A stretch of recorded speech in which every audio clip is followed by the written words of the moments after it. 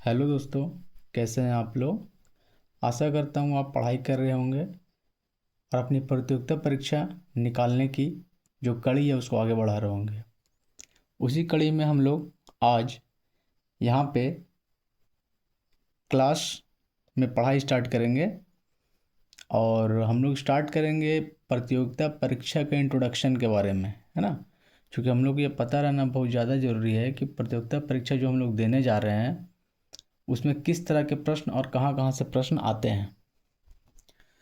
तो प्रतियोगिता परीक्षा की श्रेणी में अगर हम बात करें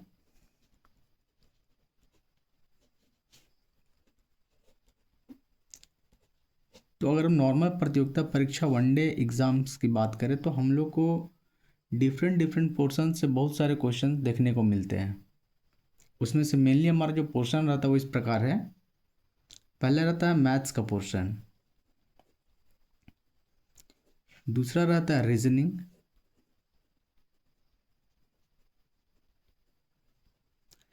तीसरा रहता है जनरल स्टडीज़,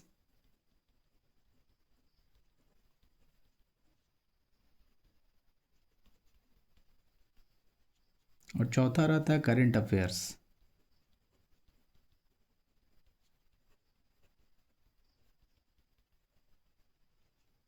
इन्हीं चार पोर्शन से सारा क्वेश्चन हम लोग को प्रतियोगिता परीक्षा में पूछा जाता है अगर हम निम्न स्तरीय प्रतियोगिता परीक्षा की बात करें तो।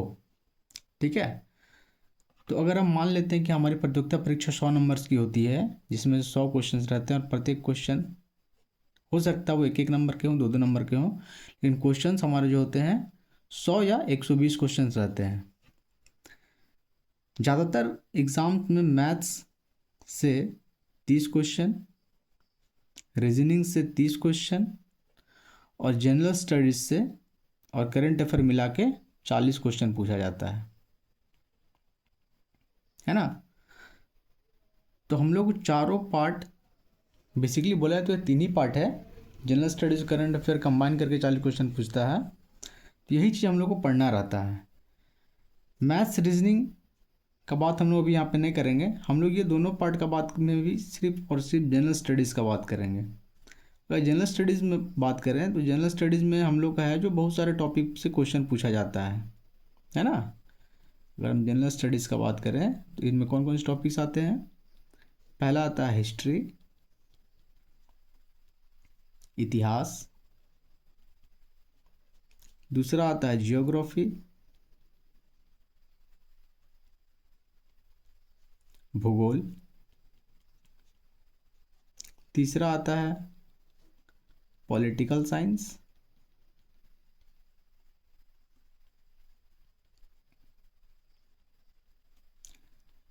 राजनीतिक विज्ञान,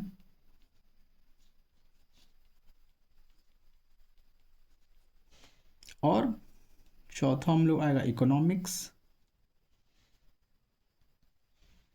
अर्थशास्त्र,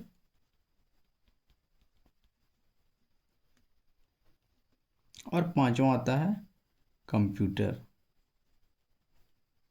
संगणक। ठीक है, तो बेसिकली हम लोग को इतनी सारी चीज़ों को पढ़ना पड़ता है। और फिर आता है हमारा विज्ञान का पोर्शन, है ना, साइंस का पोर्शन। साइंस में हम लोग क्या क्या पढ़ना पड़ता है। फिजिक्स, भौतिकी, केमिस्ट्री, रसायन शास्त्र,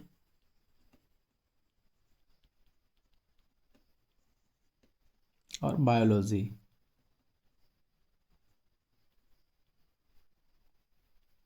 जीव विज्ञान। तो प्रतियोगिता परीक्षा के तैयारी की श्रृंखला में यही सब कड़ियों से हमारा क्वेश्चन आता है। अब प्रतियोगिता परीक्षा की तैयारी की श्रृंखला को आगे बढ़ाते हुए सबसे पहले हम लोग पढ़ना स्टार्ट करेंगे ज्योग्राफी का पोर्शन। क्योंकि ज्योग्राफी का पोर्शन से क्वेश्चंस कम से कम 3 से 4 क्वेश्चन हमारा या फिर कभी 5 क्वेश्चन भी पूछा जाता है। तो हम लोग आज पढ़ना स्टार्ट करेंगे ज्योग्राफी से। ठीक है, चलिए तो ज्योग्राफी पढ़ना स्टार्ट करते हैं हम लोग। ज्योग्राफी ज्योग्राफी को हिंदी में बोला जाता है भूगोल। ज्योग्राफी को क्या बोला जाता है? भूगोल। अब बोला जाता है कि ज्योग्राफी जो हमारा नाम है उसे सबसे पहले किसने दिया था, मतलब कि फादर ऑफ ज्योग्राफी हम लोग किसको बोलते हैं? तो एक विद्वान थे जिनका नाम था इरेटोस्थेनिज।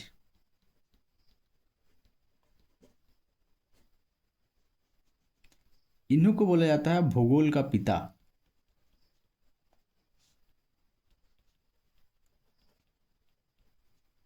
Father of geography.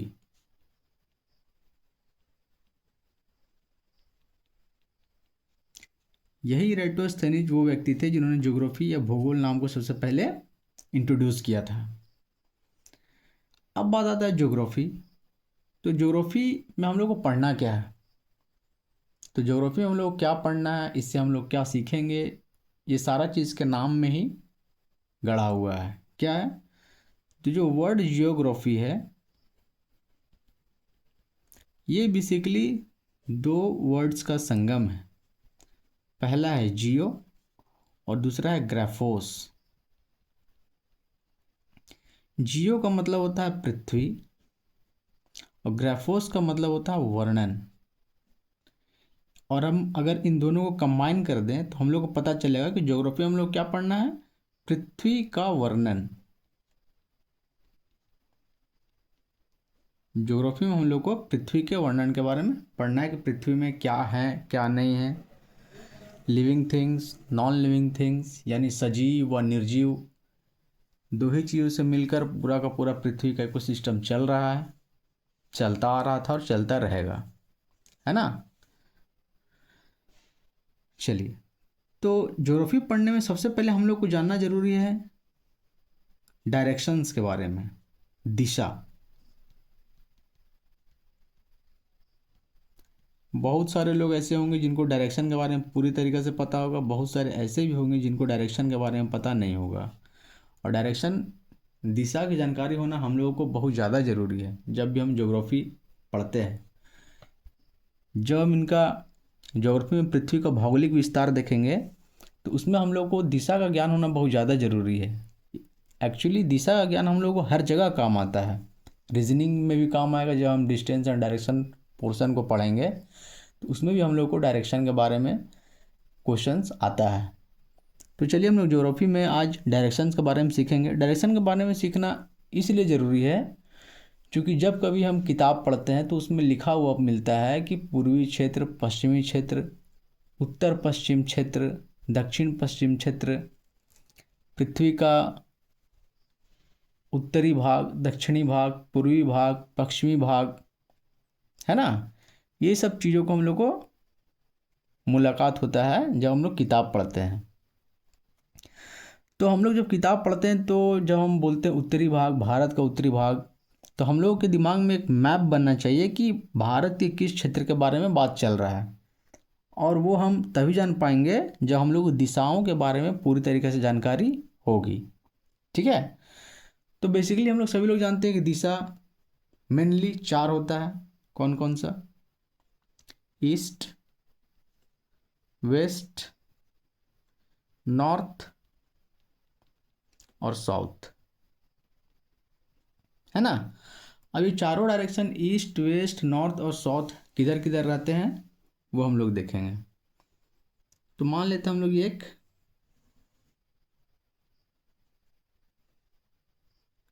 बिंदु है जो ये दोनों लाइन को कट कर रहा है बीच से, इसी को हम लोग आधार मानते हैं।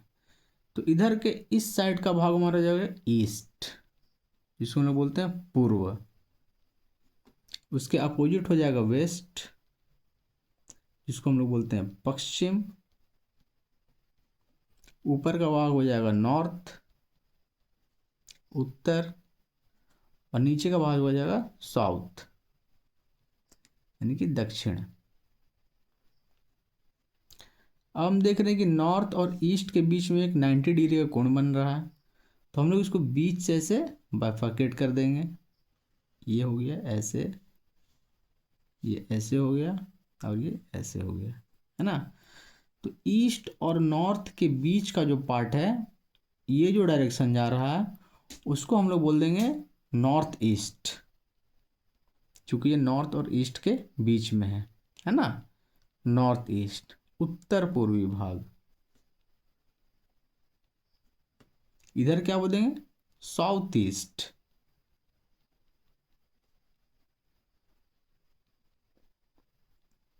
दक्षिण पूर्व।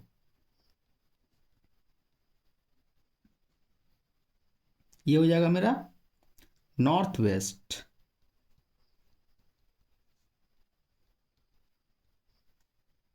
उत्तर पश्चिम। और ये हमारा हो जाएगा साउथ वेस्ट।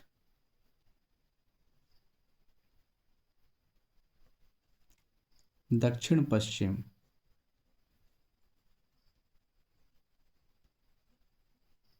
ठीक है, ये एक बिंदु मान लिए। इससे हमारे दाहिने हाथ के डायरेक्शन को ईस्ट हो जाएगा, बाएं हाथ के डायरेक्शन को वेस्ट हो जाएगा, हमारे सर के डायरेक्शन को नॉर्थ हो जाएगा और पैर के डायरेक्शन को साउथ हो जाएगा, है ना। नॉर्थ और ईस्ट के बीच वाला डायरेक्शन नॉर्थ ईस्ट कहलाएगा, साउथ और ईस्ट के बीच वाला डायरेक्शन साउथ ईस्ट कहलाएगा, नॉर्थ और वेस्ट के बीच वाला डायरेक्शन नॉर्थ वेस्ट कहलाएगा, और साउथ और वेस्ट के बीच वाला डायरेक्शन साउथ वेस्ट कहलाएगा। ये चीज़ हम लोग को जानकारी रहना चाहिए। तो आइए ये डायरेक्शन जो हम लोग एक बार भारत के मैप में देख लेते हैं। चलिए हम लोग पहले इंडिया का मैप बनाते हैं।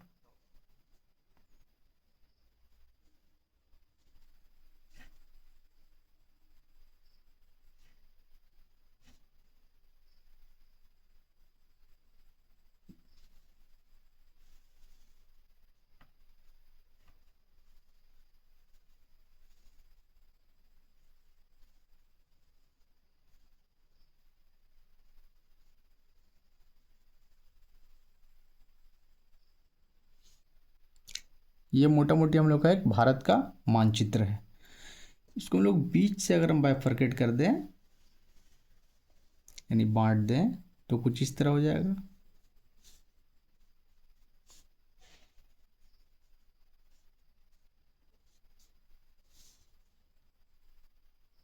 ठीक है, तो ये बीच वाला पार्ट हो गया। हम लोग जानते हैं कि इस बीच वाले पार्ट से जो दाहिने हाथ का डायरेक्शन है वो हो जाएगा हमारा ईस्ट पार्ट यानी पूर्वी भाग। उसके अपोजिट हो जाएगा वेस्ट पार्ट, पश्चिमी भाग। ये ऊपर वाला डायरेक्शन हो जाएगा नॉर्थ, उत्तर। ये नीचे का भाग हो जाएगा साउथ, दक्षिण। ठीक है, ये इधर वाला भाग हो जाएगा हमारा नॉर्थ ईस्ट रीजन। ये इधर वाला भाग हो जाएगा साउथ ईस्ट। ये इधर वाला भाग हो जाएगा साउथ वेस्ट। और ये इधर वाला भाग हो जाएगा नॉर्थ वेस्ट। ठीक है, तो जब कभी हम लोग पढ़ने के दरमियान बात करेंगे ईस्टर्न रीजन ऑफ इंडिया यानी भारत का पूर्वी भाग, तो आप लोगों को पता चलना चाहिए कि ये उस वाले पार्ट की बात चल रही है। जब कभी हम बात करें भारत का उत्तरी भाग तो आपको इस वाला चीज़ को दिमाग में आना चाहिए। बात करेंगे पश्चिमी भाग का तो ये वाला रीजन आप लोगों को दिमाग में आना चाहिए। बात करेंगे दक्षिणी भाग का तो ये वाला रीजन आप लोगों के दिमाग में आना चाहिए, है ना। भारत में बहुत सारे स्टेट्स हैं, यूटीज़ हैं, राज्य हैं, केंद्र शासित प्रदेश हैं, है ना। जब हम भारत में बात करेंगे पूर्वी राज्यों की तो इधर वाले राज्य हो जाएंगे उत्तरी राज्य, पश्चिमी राज्य, दक्षिणी राज्य और ये केंद्र के राज्य। ठीक है, ये हो जाएगा हमारा उत्तर पूर्वी राज्य, उत्तर पश्चिमी राज्य, दक्षिण पश्चिमी राज्य और दक्षिण पूर्वी राज्य। ठीक है, आप लोगों को भारत का नक्शा बनाना आना चाहिए क्योंकि आप लोग ज्योग्राफी के स्टूडेंट्स हैं। तो कम से कम भारत का नक्शा और वर्ल्ड का मैप आप लोग को बनाना आना चाहिए। ताकि आप लोग कोई भी चीज़ जो है समझने में आसानी हो, है ना। और इसको मैप में एग्जीक्यूट कर लीजिएगा तो आप लोग भूलिएगा नहीं, एक बार दिमाग में बैठ जाएगा तो बहुत दिनों तक याद रहेगा। और इतने दिनों तक याद रखना है कि प्रतियोगिता परीक्षा में जब उससे संबंधित क्वेश्चंस आए तो बन जाए और आपको पॉजिटिव मार्क्स लाके दें। ठीक है, ये हमारा हो गया भारत का मैप में। और हम लोग एक बार देख लेते हैं वर्ल्ड के मैप में, है ना। चलिए, तो हम लोग वर्ल्ड का मैप बनाने की कोशिश करते हैं।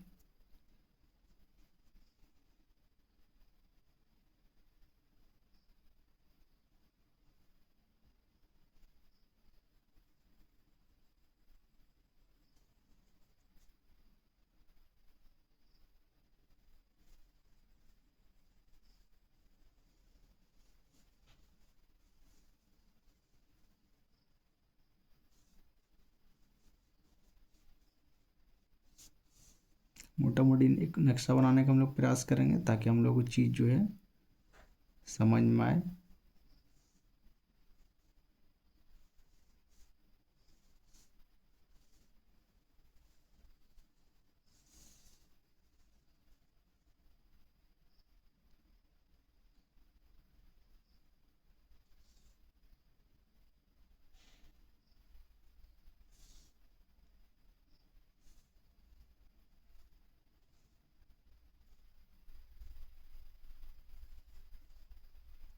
ठीक है, यहाँ से हम लोग, चूँकि एक नक्शा है, पृथ्वी हमारी पूरी गोल है, ठीक है।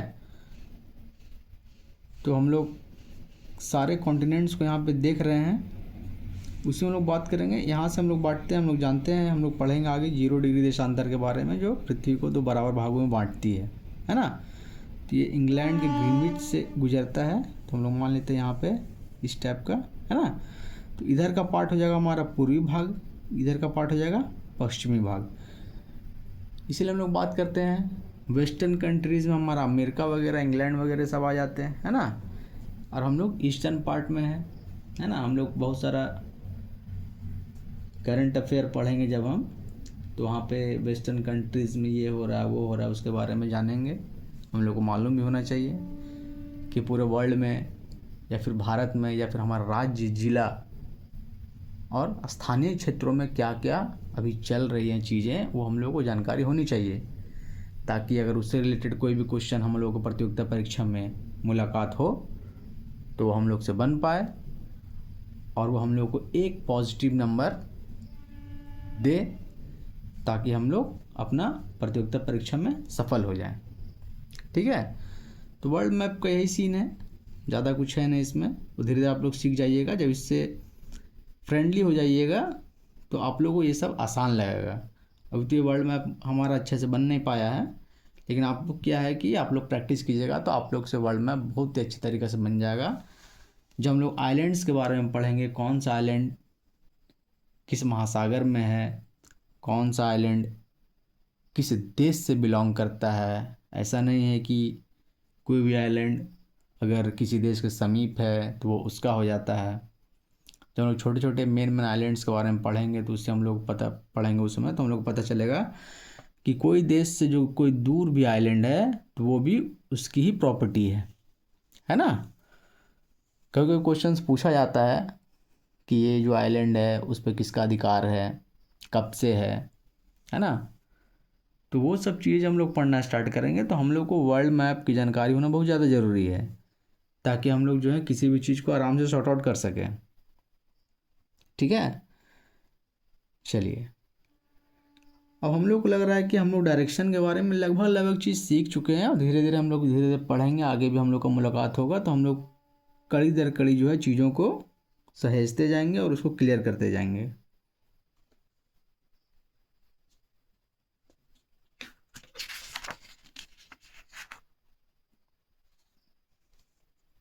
चलिए, अब आते हैं हम लोग ग्लोब, पृथ्वी।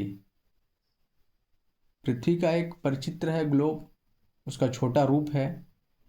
पृथ्वी में जितने भी कॉन्टिनेंट्स हैं, महादेश हैं, महासागर हैं, देश हैं, उन सभी का एक छोटा प्रतिरूप जो है ग्लोब है। तो हम लोग ग्लोब के बारे में सीखेंगे, तो धीरे धीरे हम लोग उसको बढ़ा के पृथ्वी पर अप्लाई करेंगे, है ना। चलिए हम लोग ग्लोब के बारे में कुछ जानते हैं।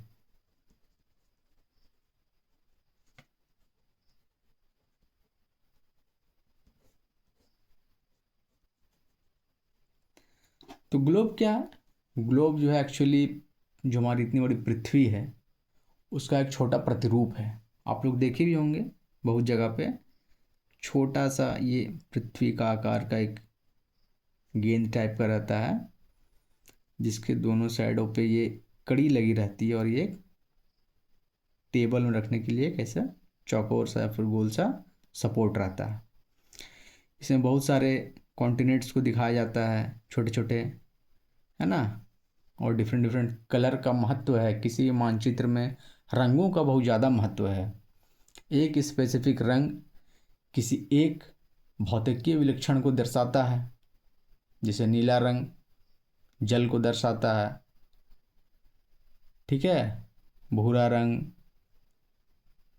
कॉन्टिनेंट्स को दर्शाता है। इस टाइप की चीज़ आप लोगों को समझना है। जब हम लोग मानचित्र पढ़ेंगे तो हम लोग इसी चीज़ों से स्टार्ट करेंगे, है ना।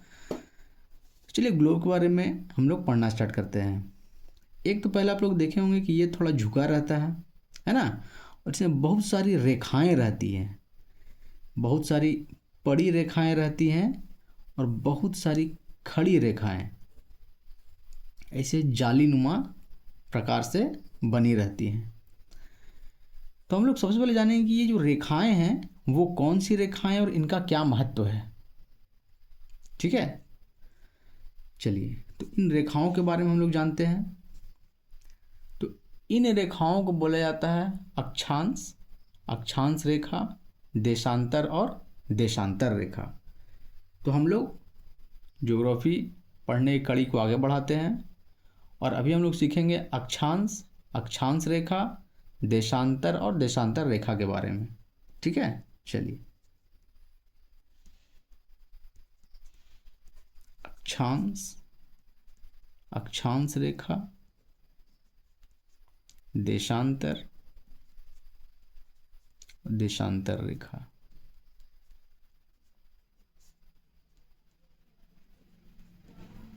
ठीक है, सबसे पहले हम जानते हैं अक्षांश किसको बोलते हैं।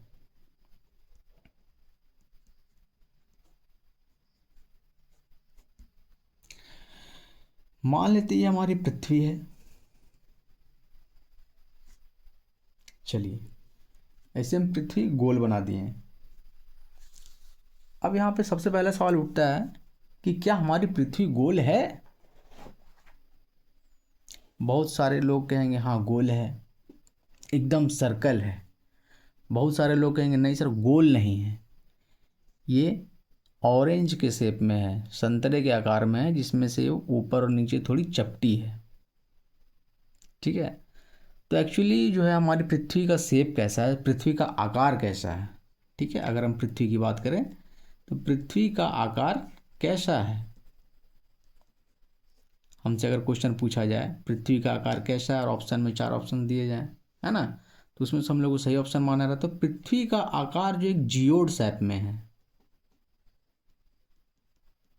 जियोड शेप में है। इसी को बोला जाता है भू आभ। भू आभ आकृति है हमारी पृथ्वी की।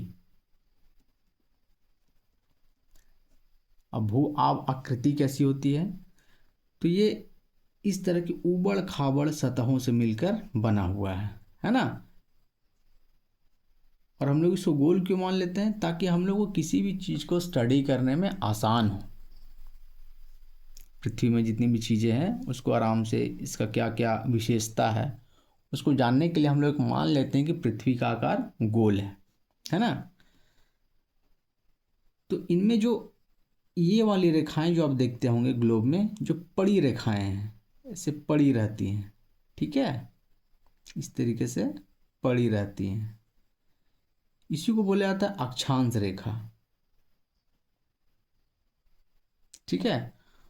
और अब देखे होंगे ग्लोब में इस तरह कुछ खड़ी रेखाएं भी होती हैं।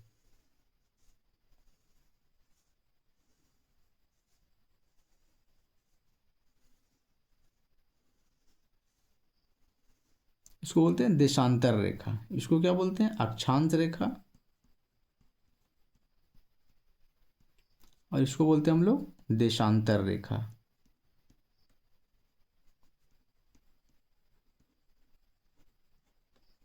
तो बात उठता है, ये अक्षांश है और ये अक्षांश रेखा है, ये देशांतर और देशांतर रेखा है। तो अक्षांश और अक्षांश रेखा में क्या अंतर है? अगर हम दो नाम लिखे हैं, यहाँ पे दो वर्ड लिखे हैं, दो शब्द लिखे हैं, अक्षांश और अक्षांश रेखा, तो बेसिक सा बात है कि ये दोनों अलग अलग चीज़ें हैं। नहीं तो या फिर मैं बेवकूफ़ हूँ जो दोनों को अलग अलग लिख दिया है। नहीं, अक्षांश अलग है, अक्षांश रेखा अलग है ना। चलिए, तो आज हम लोग यहीं पर रहने देते हैं। कल हम लोग पढ़ेंगे अक्षांश रेखा, अक्षांश, देशांतर और देशांतर रेखा के बारे में, इसका क्या महत्व है। तो अक्षांश और देशांतर रेखा का बहुत ही ज़्यादा महत्व है।